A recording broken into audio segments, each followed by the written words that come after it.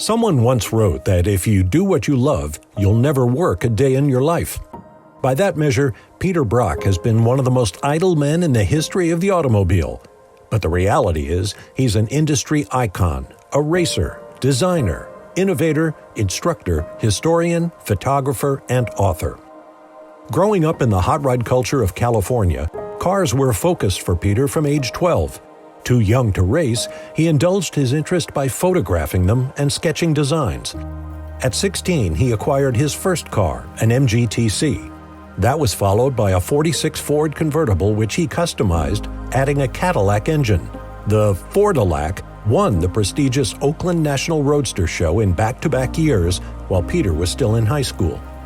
Passing up admission to Stanford, he applied at the Art Center College of Design in Pasadena. Told that he needed to submit a portfolio of his work, Peter pulled out a 3-ring binder, sketched a few concepts, and presented his new portfolio. He was admitted, and despite a steep learning curve, he thrived. So much so that at just 19, Peter became the youngest ever hire at General Motors Styling in Detroit, working under design legend Bill Mitchell.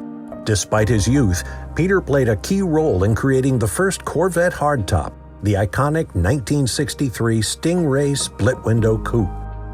Once he turned 21 and eligible to race, Peter returned to California. A chance meeting at the track led to a job at Max Belkowski's famed Hollywood Motors race shop. There, Peter came to the attention of Carroll Shelby, who was looking for someone to run his new driving school, a part of Shelby American. Peter became the first paid employee. He was soon crafting the company's image in logos, advertising, letterhead, merchandise, and car liveries. He designed components for the Cobra Roadster, the Shelby GT350, the Lang Cooper, the Nethercutt Mirage, and the DeTomaso P70. But Peter's greatest contribution to Shelby lore came when Carroll decided to take his U.S. road racing champion Cobras to face Europe's best in the World Championship. Peter knew the Cobra Roadsters, with their blunt noses and open cockpits, were no match for the sleek Ferrari GTO coupes on such high-speed circuits as Daytona, Sebring, Monza, Spa, and Le Mans. He also knew the solution. At GM, Peter had studied the pre-war work of German aerodynamicist Wunibald Kamm, who proved that fully enclosed, streamlined bodywork featuring a stubby rear end that became known as the camtail reduced drag and increased top speed. Peter proposed mounting a sleek hardtop body and camtail on a Cobra chassis, thus creating the Shelby Cobra Coupe. Skeptics sneered at the idea, but the Cobra Coupe shattered the top speed and fuel mileage numbers of the Roadster.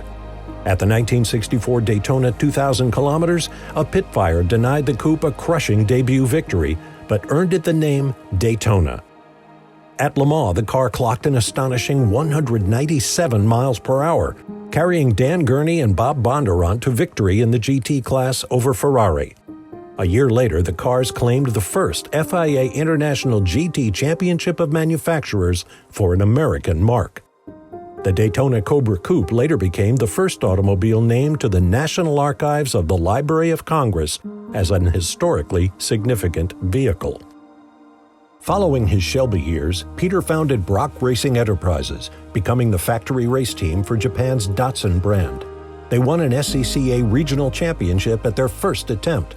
National championships followed, and a pair of Trans Am titles.